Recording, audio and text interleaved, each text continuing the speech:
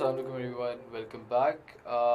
पिछली वीडियो के हद तक हम लोगों ने क्योटो प्रोटोकॉल के जो बेसिक आइडिया है कि वो क्या है और किस चीज़ के ऊपर मबनी है उसको हम पढ़ चुके हैं। इस वीडियो के अंदर मैं आप लोगों के सामने क्योटो प्रोटोकॉल के जो मैकेनिज़म्स हैं उनके बारे में थोड़ी सी गुफ्तगू करूँगा। उसके बाद I will be talking about the shortcomings of this protocol and then whether it is a success और अ फेलियर, हम इसको क्या डिफाइन करें, तो इसके ऊपर हम गुफ्तगू करेंगे। तो without any further do mechanisms के ऊपर चलते हैं। इसका जो सबसे पहला मैकेनिज़्म है, देखिए मैकेनिज़्म से मुराद क्या है। मैकेनिज़्म से मुराद ये है कि हमने क्योटो प्रोटोकॉल के अंदर पढ़ा कि टारगेट दिए हैं ना हर कंट्री को।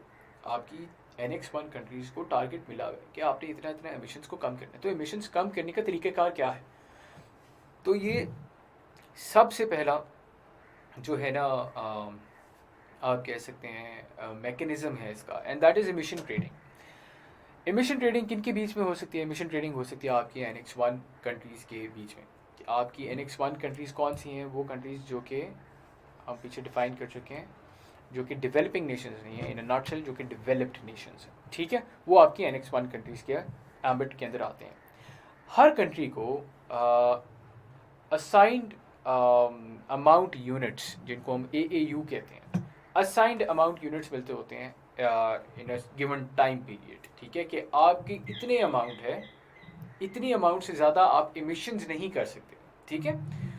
अगर आप इस अमाउंट के अंदर अंदर रह के अपनी इमिशंस करेंगे तो आपको जो टारगेट दिया हुआ है वो आप अचीव करने के काबिल होंगे। मिसाल ले लेते हैं हम कि कनाडा को, ये हिपोथेटिकल मिसाल है, कनाडा को 100 AAUs मिले हैं एंड ऑन द कॉन्ट्री जापान को मिले हैं 80 AAUs in accordance with their needs and their economic activity, ठीक है। तो AAUs क्या है? आपकी वो असाइंड अमाउंट जिससे ज़्यादा आप एक्सीड नहीं कर सकते अपनी कार्बन एमिशंस को, क्योंकि अगर आप उसे एक्सीड करेंगे तो आपको जो टारगेट गिवन है आप उसको अचीव नहीं कर सकेंगे। सो अब हम लोगों ने हिपोथेटिकली एज्यूम कर लिया कि कनाडा को मिले हैं 100 AAUs और जापान को मिले हैं 80 AAUs। इस एजम्पशन के साथ चलेंगे ताकि आपको ये एमिशन ट्रेडिंग का जो कॉन्सेप्ट है ये समझ आए। Under this system, under this emission system, countries from Annex 1 can trade credits amongst them and thereby remain in limits. मिसाल ले लेते हैं कि कनाडा को आपने जो 100 AAUs दिए थे, कनाडा की हाउएवर उस टाइम पीरियड के अंदर जो कंजम्पशन थी दैट वाज ऑफ 120 AAUs, ठीक है। 120 AAU से कंज्यूम किए, यानी उसके पास जो डेफिसिट आ रहा है वो आ रहा है 20 AAUs का। उसने पास 100 गिवन है, उसने कंज्यूम किए 120, डेफिसिट आ गया 20 का। अब ये 20 को कैसे पूरा करे ताकि उसकी जो एमिशन टारगेट है वो अचीव हो जाए? तो उसका तरीक़ेकार एक ये होगा कि वो अपने इर्द गिर्द वाली NX1 कंट्रीज़ को देखेगा और देखेगा कि क्या मेरी किसी NX1 कंट्री का टारगेट है ऐसा जो कि अचीव ना हुआ हो। तो वो देखेगा कि अगर जापान, जिसको 80 AAUs मिले थे, उसने सिर्फ 60 AAUs खर्च किए हुए हैं या 60 AAUs को यूज़ किया हुआ है, तो वो फिर उससे 20 AAUs खरीद लेगा, ठीक है। तो जब वो खरीद लेगा तो उसका जो डेफिसिट है वो पूरा हो जाएगा और क्यूमुलेटिवली देखा जाए तो दोनों अपनी लिमिट्स पे रहते हुए अपने अपने टारगेट को वो फिर अचीव भी कर रहे होंगे, ठीक हो गया। सो this is the idea of the emission trading, जिसे हम कार्बन ट्रेडिंग भी कहते हैं और इसको हम कार्बन क्रेडिट्स की फॉर्म भी कहते हैं। AAUs को हम कार्बन क्रेडिट्स भी कहते हैं, क्योटो यूनिट्स भी कहते हैं, ठीक है। कार्बन क्रेडिट्स अमूमन एक टर्म यूज़ की जाती है। इस ट्रेडिंग को हम कार्बन ट्रेडिंग भी कहते हैं, एमिशन ट्रेडिंग, कार्बन ट्रेडिंग, ये तमाम चीज़ें इसके लिए यूज़ होती हैं। तो बड़ा मज़े का कॉन्सेप्ट है और इस पर एक्सटेंसिवली काम किया गया है। मिसाल ले लें, आपकी यूरोपीय union emission trading system EU ETS का इनकाद हुआ इसके थ्रू। यूरोपीय union is an amalgamation of a lot of countries. यूरोपीय यूनियन को जो टारगेट मिला था गालिबन इट वाज ऑफ 8%, ठीक है। जो 8% का इनको फर्स्ट कमिटमेंट पीरियड में 8 से 12 का टारगेट मिला 2008 से 2012, उस 8% को के एम्बिट के अंदर रहते हुए इन्होंने अपनी जो एमिशंस की आगे स्क्रूटनाइजेशन थी और आगे कैटेगराइजेशन थी वो की थी अपनी कंट्रीज़ के अंदर, ठीक है। तो मिसाल ले लेते हैं, फ्रांस को कहा कि आप हमने ये जो टारगेट है इसको यूटिलाइज करने के लिए भी आपने, फ्रांस ने 5% अपनी रिडक्शन करनी है। लग्जमबर्ग को कह दिया कि आपने 2% करनी है, ठीक है। तो इस तरह से उन्होंने जो है अलॉट करके अपना जो ओवरऑल टारगेट था उसको अचीव करने की बात की। तो इसको मद्देनज़र रखते हुए कि तमाम कंट्रीज़ की नीड डिफरेंट है और डिफर कर सकती हैं विद टाइम, इन्होंने अपना एक पूरा सिस्टम बनाया, यूरोपीय यूनियन एमिशन ट्रेडिंग सिस्टम, जिसको आप एक एग्जाम्पल के तौर पे पेपर में लिख सकते हैं कि ये बाकायदा सिस्टम बनाया गया क्योटो प्रोटोकॉल के अंदर। तो कवरेज अगर जिसकी देखी जाए यूरोपीय यूनियन के अंदर ही, इस पर्टिकुलर एग्जाम्पल के अंदर EU ETS के अंडर के एम्बिट के अंदर जो कवरेज हुई, कवरेज ऑफ अबाउट 11,000 इंस्टॉलेशंस, यानी 11,000 ऐसी सोर्सेज जहाँ से कार्बन एमिशन हो रही हैं, वो इसके एम्बिट के अंदर आई, विच टुगेदर प्रोड्यूस ओवर 40% ऑफ यूरोपीय यूनियन कार्बन एमिशंस इन 25 कंट्रीज। 25 ममालिक में 40% कार्बन एमिशंस का जो बायस बन रही है, जो 11,000 इंस्टॉलेशन वो इसके एम्बिट में आती हैं, और उनके अंदर रहते हुए यहाँ पे काफ़ी ज़्यादा ट्रेडिंग देखने को हमें मिली। So this is one criteria जिसके तहत आप अपने टारगेट्स को अचीव करते हैं under the Kyoto protocol. Second criteria क्या है? बिफोर दैट मैं इसको थोड़ा सा इरेज कर लूँ, इरेजर यहाँ से हम सेकेंड क्राइटेरिया आ जाता है, and this is also very important, clean development mechanism, CDM इसे कहते हैं।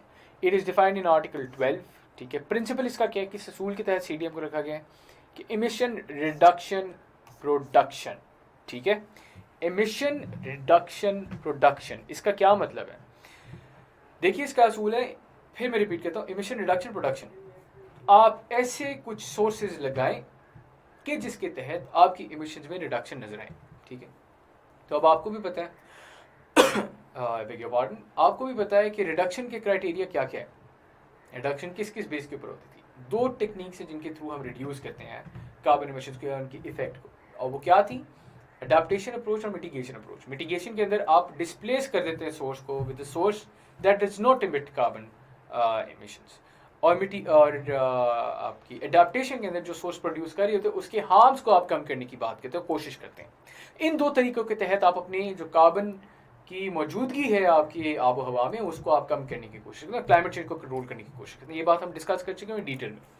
इसी चीज़ को अप्लाई किया आपकी CDM के अंदर, और CDM ने क्या कहा? इन्होंने कहा कि Annex 1 कंट्रीज जो हैं, अगर वो नॉन Annex 1 कंट्रीज जो कि डेवलपिंग नेशन, जिनके पास फाइनेंसेस इतने मौजूद नहीं है कि वो बेहतर टेक्नोलॉजीज की तरफ जा सके, और डेवलपमेंट उनका एक बड़ा इंपॉर्टेंट एस्पेक्ट है, उन्होंने डेवलप तो करना है, तो जिन कंट्रीज के पास रिसोर्सेज मौजूद हैं, वो अगर ऐसे प्रोजेक्ट्स लगा दें खसूसन एनर्जी रिलेटेड जो कि आपकी कार्बन इमिशंस कम करते हो। मिसाल ले लेते हैं कि कनाडा कहता है कि मैं जो हूँ इंडिया के अंदर एक सोलर प्लांट लगा दूंगा, सोलर प्लांट की फंडिंग कर दूंगा, ठीक है। तो वो इसके क्लीन डेवलपमेंट मैकेनिज्म के एम्बिट के अंदर वो काम करेगा ये, ठीक है। तो क्या किया इसने? Annex 1 कंट्री ने नॉन Annex 1 कंट्रीज के अंदर इन्वेस्टमेंट की, sustainable investment in the sense कि वहाँ पे आपकी या तो वो इन्वेस्टमेंट मिटिगेशन के अप्रोच के तहत हो रही थी या वो अडाप्टेशन के अप्रोच के तहत हो रही है। तो जब वो ये इन्वेस्टमेंट्स करते हैं तो उसके एवज इनको मिलते हैं इमिशन रिडक्शन सर्टिफिकेट, ठीक है, जिसको हम CERs भी कहते हैं, certified emission reduction credits, certified emission reduction credits या सर्टिफिकेट्स, CER। ये इनको CER मिलते हैं Annex 1 कंट्रीज को, और ये CER, मजे की बात ये है कि ये CER भी बाद में ट्रेड किए जा सकते हैं, इनके अवज भी पैसे लिए जा सकते हैं, ठीक है, और ये ट्रेड भी आप Annex 1 कंट्रीज के साथ ही करते हैं। तो ये आपके आ जाते हैं CERs। ओके, अब यहाँ तक होपफुली आपको क्लैरिटी हो गई होगी। आपने मिसाल ये रखनी है कि एक नॉन Annex 1 कंट्री ने नॉन Annex 1 कंट्री के अंदर एक प्रोजेक्ट इंप्लीमेंट किया, और वो प्रोजेक्ट या तो मिटिगेशन की मेथोडोलॉजी फॉलो करता है या वो अडेप्टेशन की मेथोडोलॉजी फॉलो करता है। ओके, मेथोडोलॉजी क्या है CDM की, किस प्रिंसिपल या किन आप कह सकते हैं एक्शंस को मद्देनजर रखते हुए आप CDM को जो है सैंक्शन करते हो या नहीं करते हो? तो मेथोडोलॉजी इसकी सिंपल है कि CDM की एग्जेक्टिव बोर्ड है, CDM EB एग्जेक्टिव बोर्ड, ये तमाम प्रोजेक्ट्स को रिव्यू करते हैं और अप्रूव करता है। अब ये नहीं कि हर प्रोजेक्ट अगर कोई Annex 1 country non Annex 1 country में लगा रही है तो वो CDM के पर्सपेक्टिव के मुताबिक CDM के एम्बिट के अंदर रहता होगा। इसको वेरीफाई करने वाली बॉडी है, and that is the CDM EB, CDM executive board. ये आपके प्रोजेक्ट्स को देखती भी है और अप्रूव भी करती है और रिव्यू भी करती है, ठीक है। So this is the CDM executive board. फिर आपका almost 80% of all CDM projects have been installed in China and India cumulatively. तकरीबन आपके 80% of all CDM projects they have been installed in China and India cumulatively, जो कि problematic बात है, और ये एक काफ़ी प्रॉब्लमेटिक बात बन जाती है जो कि हम आगे डिस्कस भी कर लेते हैं। कुल मिला के देखा जाए तो तकरीबन 1000 प्रोजेक्ट्स हैं जो कि अब तक आपके CDM के अंडर अप्लाई हो चुके हैं या क्वालिफाई करते हैं, ठीक है, या तो अप्लाई हो गए हैं या एटलीस्ट क्वालिफाई कर रहे हैं, सो इट मीन्स कि वो पाइपलाइन में होंगे। So this is as far as CDM was concern. फिर अगर बात करें हम जॉइंट इम्प्लीमेंटेशन की, तो जॉइंट इम्प्लीमेंटेशन का एग्जैक्टली वही प्रिंसिपल है जो कि CDM का है। फ़र्क सिर्फ इतना है कि ये आपकी 2 Annex 1 कंट्रीज़ के दरमियान का मामला है। इसके अंदर ये नहीं है कि आप किसी नॉन Annex 1 कंट्री के अंदर ही अप्लाई करें। लेट्स से कनाडा जो है USA के अंदर कर देता है एप्लीकेशन ऑफ ए अडाप्टेशन या मिटिगेशन का जो होता है प्रोजेक्ट, ठीक है। तो उसके तहत जो है अगर एप्लीकेशन हो रही है और आपकी 2 डेवलप्ड नेशंस आपस में जो है कोलैबोरेट करके या आपस में इन्वेस्टमेंट कर रहे हैं, या तो मिटिगेशन के एम्बिट में फॉल करते हैं या अडाप्टेशन के एम्बिट में फॉल करे, तो उसको हम कहते हैं जॉइंट इम्प्लीमेंटेशन, ठीक है। ये भी रिजल्ट करता है CERs में, ठीक है, सर्टिफाइड एमिशन रिडक्शन क्रेडिट्स या सर्टिफिकेट, और ये भी सेलेबल है in the emission trading under the emission trading system. So ये 3 आपके मैकेनिज्म्स बन जाते हैं क्योटो प्रोटोकॉल के, जिसके तहत आपकी जो कंट्रीज़ हैं वो अपनी एमिशंस को रिड्यूस करने की कोशिश करती हैं या बात करती हैं। तो उम्मीद है आपको ये तीनों मैकेनिज्म समझ आ गए होंगे। एक बार मैं फिर रिपीट करता हूँ, एमिशन ट्रेडिंग जिसके अंदर आपको जो असाइंड अमाउंट यूनिट्स हैं या आपको कार्बन क्रेडिट्स जो कि असाइंड हैं, अगर आप वो एक्सीड कर जाते हैं तो उस डेफिसिट को पूरा करने के लिए आप ट्रेडिंग कर लेते हैं, या अगर आपके पास सरप्लस मौजूद है तब भी आप ट्रेडिंग कर लेते हैं ताकि एक कंट्री जो कि ज़्यादा एमिट करना चाह रही है वो एमिट कर सके। CDM क्या है? एक developed nation non developing nation एक अंडर डेवलप्ड नेशन के अंदर जाके अगर कोई अडाप्टेशन या मिटिगेशन के पर्सपेक्टिव में रहते हुए इंस्टॉलेशन करता है तो वो आपको उसके अवज़ क्या मिलते हैं? सर्टिफाइड एमिशन रिडक्शन क्रेडिट या सर्टिफिकेट, जो कि फिर बाद में फिर से सेलेबल होता है एमिशन ट्रेडिंग के एम्बिट के अंदर। जॉइंट इम्प्लीमेंटेशन में क्या है? The same principle that we follow in CDM with the only exception कि वहाँ पे Annex 1 के अंदर ही, यानी डेवलप्ड नेशन के अंदर ही इम्प्लीमेंटेशन कर रहा होता है, ठीक है। तो ये आपके सामने एक समरी भी आ गई। आप लोगों से सिर्फ इतनी गुजारिश करूँगा मैं कि इसको सॉलिडिफाई करने के लिए अपने अपने जहनों में मैंने जानबूझ के एक चीज़ नहीं की यहाँ पे, और वो क्या है कि मैं आपके साथ, ऑल्दो मैंने यहाँ पे सिर्फ एक जगह एमिशन ट्रेडिंग के अंदर एग्जांपल दे दी, ऑल्दो एमिशन ट्रेडिंग की भी बहुत एग्जांपल था। आप लोगों से गुजारिश ये है कि CDM की और JI की आप लोग एग्जांपल्स खुद से सर्च करें, ठीक है। बताने को मैं बता भी सकता हूँ, लेकिन मैं खुद नहीं बता रहा इसलिए क्योंकि मैं चाहता हूँ कि आप लोग इसको सर्च करें, 1-2 एग्जांपल्स खुद से सर्च करें, कोई प्रोजेक्ट ऐसा जो कि लगा। मैंने आपको बता भी दिया कि चाइना और इंडिया में ज़्यादा लगे हुए हैं CDM के।